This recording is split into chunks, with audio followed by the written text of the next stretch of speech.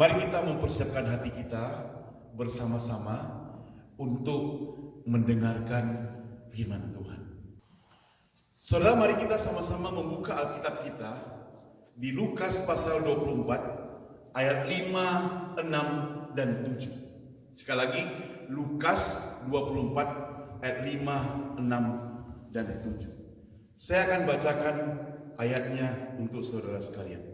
Lukas pasal yang 24 ayat 5, 6, dan ayat yang ke-7. Demikian firman Tuhan. Mereka sangat ketakutan dan menundukkan kepala. Tetapi kedua orang itu berkata kepada mereka, "Mengapa kamu mencari Dia yang hidup di antara orang mati? Ia tidak ada di sini. Ia telah bangkit.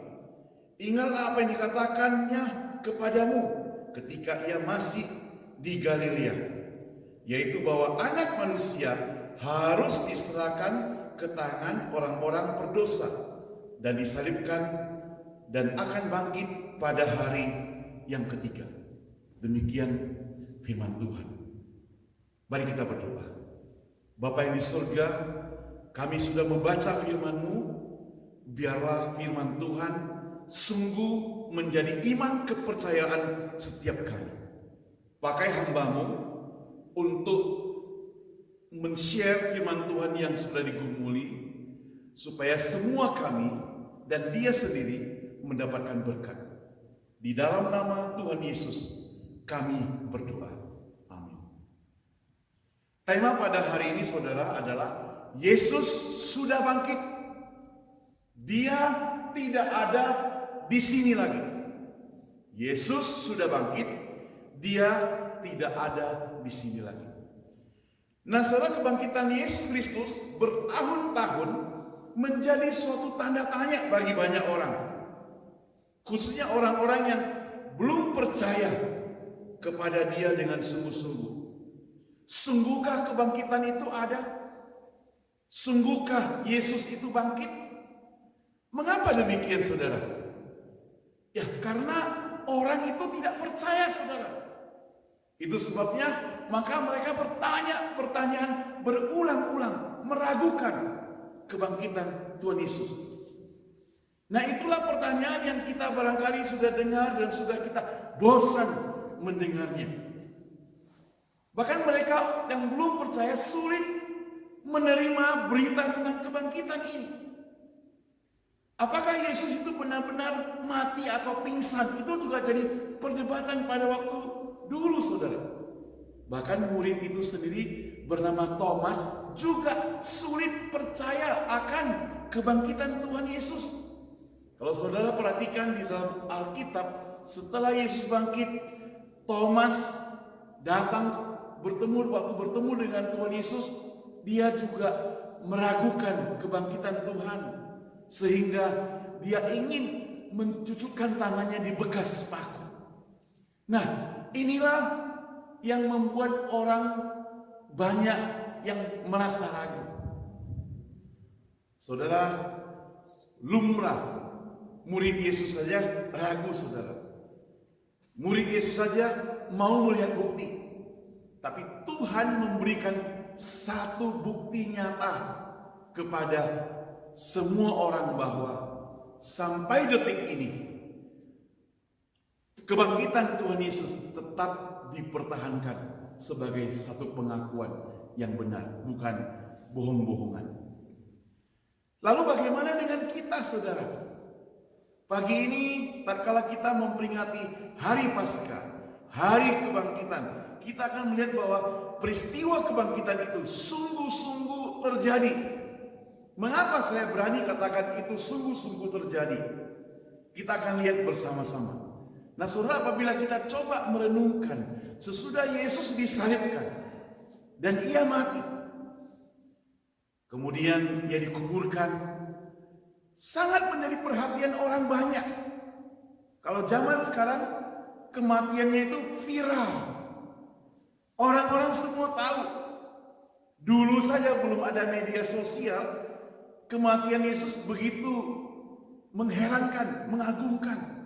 karena dunia menjadi gelap waktu itu. Nah saudara, Gubernur Pilatus memberikan perintah kepada para prajurit untuk menjaga mayat Yesus. Nah saudara, biasanya orang-orang yang terjun ke peperangan baru mereka itu diutus untuk menjaga kuburan seperti demikian. Mereka adalah orang-orang yang terlatih. Jadi mereka bukan sembarang orang yang di-hire untuk menjaga kubur Yesus, bukan. Tetapi mereka itu adalah prajurit. Mereka bukan penjaga kuburan juga, bukan. Mereka ada prajurit yang sungguh-sungguh ngerti, yang sungguh-sungguh bisa memukul orang, yang sungguh-sungguh bisa menghadapi lawan. Itulah prajurit yang menjaga kuburan. Saudara, tetapi mereka merasa gentar ketika menjalankan tugas itu. Itu pertanda apa saudara? Itu pertanda bahwa yang mati itu bukan orang sembarangan. Itu berarti apa? Yang mati itu adalah orang yang sungguh-sungguh tidak bisa dianggap remeh. Saudara, kita katakan bukan orang sembarangan karena secara tiba-tiba batu besar penutup kubur itu terbuka. Tinggallah kain kafan. Di Yohanes 20 ayat 5. Coba kita lihat Alkitab di Yohanes 20 ayat yang ke-5. Keduanya berlari bersama, tapi murid yang lain itu berlari cepat daripada Petrus sehingga ia lebih dahulu sampai ke kubur. Ia menjenguk ke dalam dan melihat kapan terletak di tanah, dan akan tetapi ia tidak masuk ke dalam. Jadi di ayat yang kelima dalam bahasa Indonesia. Nah saudara, dengan penuh rasa takut dan gemetar, para prajurit melaporkan kejadian ini yang baru mereka alami kepada pemimpin mereka, pemimpin-pemimpin Yahudi. Saudara, dugaan kita tentu para pemimpin itu segera bertobat dan percaya akan Tuhan Yesus. Namun saudara, sebaliknya yang kita temukan adalah para pemimpin justru berusaha sekuat tenaga menciptakan berita hoax. Istilah sekarang berita hoax. Berita hoax, berita palsu diciptakan. Mereka katakan malam itu datang pencuri, orang-orang dari Yesus mencuri mayatnya. Nah saudara, ini suatu kebohongan yang besar saudara. Para pemimpin bukannya percaya, bukannya merasa takjub, tapi malah memutarbalikkan fakta ini. Kenapa mereka putar fakta? Karena mereka ingin menghalangi, karena mereka ingin menutup-nutupi supaya orang-orang di sekitar itu atau masyarakat banyak tidak sungguh-sungguh percaya pada Tuhan Yesus. Mereka mau merubah konsep mereka. Saudara yang dikasihi Tuhan, alasan-alasan yang dikemukakan oleh para prajurit nampaknya tidak masuk akal saudara. Sebab apabila mereka sedang tidur, tidak mungkin saudara. Mereka kan disuruh kerja, jaga kubur. Tetapi mereka tidur. Kenapa tidak dipecat? Kenapa tidak dihukum? Kalau mayatnya dicuri, kenapa tidak ditangkap si pencuri? Ketidaklogisan dan ketidakmasuk akal inilah yang dilakukan oleh para pemimpin sebagai berita bohong. Saudara, sebenarnya tujuan utama dari para prajurit itu ditempatkan di dekat kubur adalah untuk menjaga agar mayat Yesus itu tidak boleh disentuh, tidak boleh dicuri, makanya disuruh jaga. Tetapi mereka tidak menjaganya. Bayangkan kalau benar orang-orang Yesus yang mengambil mayat itu, mereka sebagai prajurit yang terlatih, semestinya mereka bisa melawan. Mereka ada senjata kok. Nah saudara, itu tanda kebohongan. Itu tanda kebohongan yang terjadi. Saudara, bagi orang percaya, justru kebangkitan Kristus adalah suatu kebenaran dari iman Kristen orang percaya. Sebagai orang percaya, kita yakin Yesus bangkit. Karena ini sungguh-sungguh faktanya sudah kita lihat. Banyak kebohongan yang diceritakan di sana.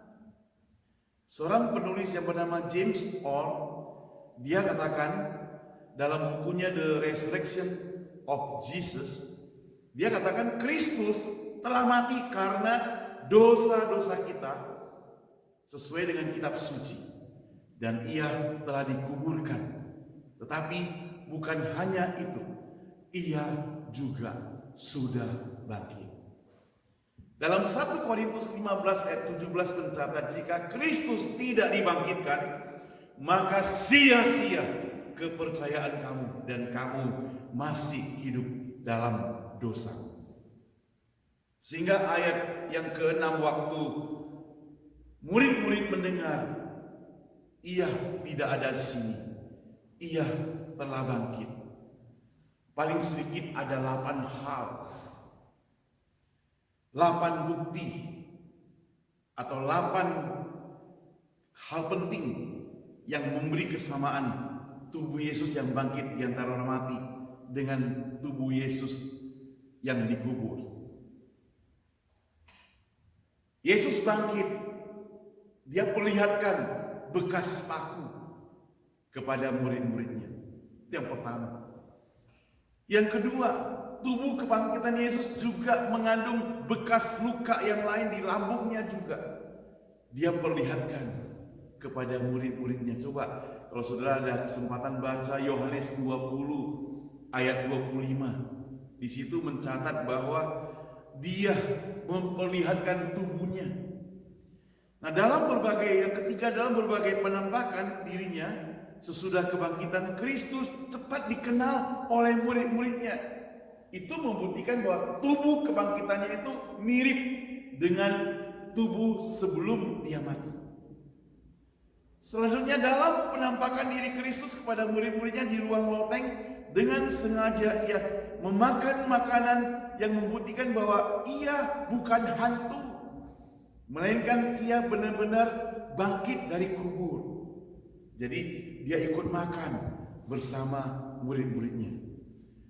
Tubuh kebangkitan Tuhan Yesus memiliki sifat materi yang dapat diraba, dirasakan. Ya, kalau dalam Yohanes 20 ayat 17, rupanya Maria itu memeluk dia erat-erat sehingga mendorong Kristus berkata kepadanya, "Jangan engkau memegang aku." Sebenarnya mau dikatakan, "Jangan engkau berpaut padaku." Tubuh kebangkitan Yesus dapat dilihat dari mata, kasat mata jasmani manusia, walaupun itu mempunyai kemampuan hilang secara ajaib. Itulah Yesus, saudara.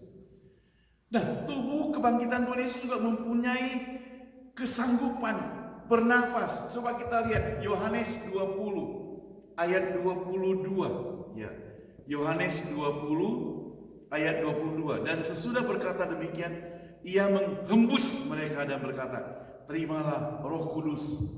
Jadi bentuknya sama, ada nafas. Dan yang terakhir, Kristus secara khusus menyatakan bahwa tubuh kebangkitan memiliki daging dan tulang. Lihat Lukas 24 ayat 39-40. 39 dan 40. Saya bacakan buat kita sekalian. "Lihatlah tanganku dan kakiku, aku sendirilah ini. Rabalah aku, lihatlah, karena hantu tidak ada daging dan tulangnya, seperti yang kamu lihat ada padaku." Jadi masih ada tulang, masih ada daging. Nah saudara, itulah Yesus. Yesus yang sudah bangkit dari kubur. Yesus yang dipercayai setiap orang percaya bahwa dia benar-benar bangkit. Dia bangkit merupakan satu kemenangan. Kadang orang pikir dia mati, itu satu kekalahan. Tapi justru di dalam kematiannya itu, dia telah menebus dosa-dosa umat manusia. Dia telah menggantikannya dengan kematiannya di atas kayu salib. Sekarang dia bangkit, memberi semangat yang baru kepada setiap orang percaya. Saudara dikasih Tuhan, hari ini kita memperingati kebangkitan Tuhan. Mesti kita juga merefleksikan kebangkitan Tuhan dengan hidup kita masing-masing. Hidup kita mungkin digoncang selama 2-3 minggu, hampir 1 bulan. Penuh ketakutan, penuh kekhawatiran, goncang hati kita. Hidup menjadi tidak menentu. Sebagian orang bersedih, sebagian harus menginap di rumah sakit, sebagian orang kehilangan sanak famili, sebagian orang kehilangan pekerjaan, sebagian orang hilang harta benda karena usahanya harus tutup. Saudara yang dikasih Tuhan, sepertinya kita hidup tanpa pengharapan. Lalu kita berusaha. Apa usaha kita? Kita berusaha sekuat tenaga membersihkan diri kita. Saudara, benar kita bisa membersihkan diri kita secara natur, secara jasmani. Tapi hari ini saudara, Tuhan katakan kepada kita, aku tidak mati begitu saja. Benar aku sudah mati, tapi Tuhan Yesus bangkit kembali. Dia mau memperhatikan kita sekalian. Dia memperhatikan kita semua. Dia melihat kita. Dia sayang pada kita. Dia masih memberikan kesempatan untuk kita hidup di dunia ini. Saudara, kita mulai berusaha untuk hidup normal. Tetapi kita tidak mau bersandar kepada Dia. Maka hari ini saya mengajak saudara bersandar kepada Tuhan Yesus. Minggu lalu saya berkata dalam khotbah, saya katakan kita lebih banyak bersandar kepada makanan yang ada di kulkas. Kita lebih bersandar kepada apa yang sudah kita borong. Kita lebih bersandar kepada semua kebutuhan-kebutuhan kita secara jasmani. Kita bersandar kepada disinfektan. Kita mau hidup kita bersih, cuci tangan. Tapi kita lupa bahwa ada hal yang paling penting di dunia ini yang kita lupa. Kita mungkin cuci tangan, kita mungkin mandi bersih, kita mungkin lap tangan kita dengan antivirus, anti bakteri dan sebagainya, dengan sabun yang mahal, yang sulit dicari. Tetapi hari ini Tuhan Yesus mau kita bersih dari dosa-dosa kita. Tuhan Yesus mau kita bersihkan hidup kita. Disinfektan hanya membersihkan virus, tapi Tuhan Yesus membersihkan dosa. Saudara, kalau Tuhan Yesus membersihkan dosa kita, maka kematian pun kita tidak takut. Kenapa saudara? Karena kita percaya bahwa sesudah kematian kita akan hidup bersama Tuhan di atas surga sana. Tetapi saudara, jikalau orang-orang yang belum siap, tentu dia merasa takut karena tidak ada pengharapan. Saudara, Tuhan Yesus menjanjikan pengharapan yang pasti. Dia bangkit, kemudian nanti kita akan memperingati dia naik ke surga. dan Dia menyediakan tempat bagi setiap orang yang percaya kepadanya. Itu merupakan pengharapan yang pasti. Dunia menjanjikan pengharapan yang palsu. Dunia menjanjikan pengharapan yang tidak pasti. Itu saudara, hari ini juga pada waktu kita memperingati hari kebangkitan Tuhan Yesus, saya mau mengajak saudara sekalian, siapapun saudara yang kebetulan masuk dalam channel kami, yang kebetulan ikut kebaktian bersama-sama kami di YouTube ini, biarlah engkau semuanya mempersiapkan hati sungguh-sungguh, tidak lagi sombong, tidak lagi tunggu, tidak lagi merasa hebat, tidak lagi merasa kuat. Engkau tidak ada apa-apa di hadapan Tuhan. Engkau tidak ada apa-apanya. Kalau hari ini Tuhan mau ngambil nyawamu, saat ini juga bisa. Jangan sombong. Bertobatlah. Datang kepada Dia. Saudara, Dia telah memberikan keselamatan pada kita. Saudara, jika pada hari ini engkau katakan, aku mau bertobat, aku mau serahkan hidupku kepada Dia, aku mau sungguh-sungguh taat pada Dia, mari saudara, engkau doa dalam hatimu. Dimanapun engkau berada, doa dalam hatimu.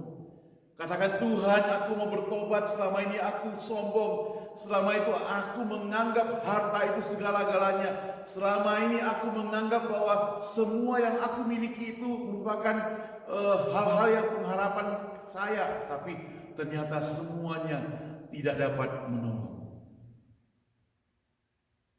Saudara, pengakuan dari seorang pengacara yang kaya yang ada di Indonesia dikatakan, lihat mobilku, mobil mewah, semuanya tidak ada gunanya. Dia katakan, tidak ada gunanya.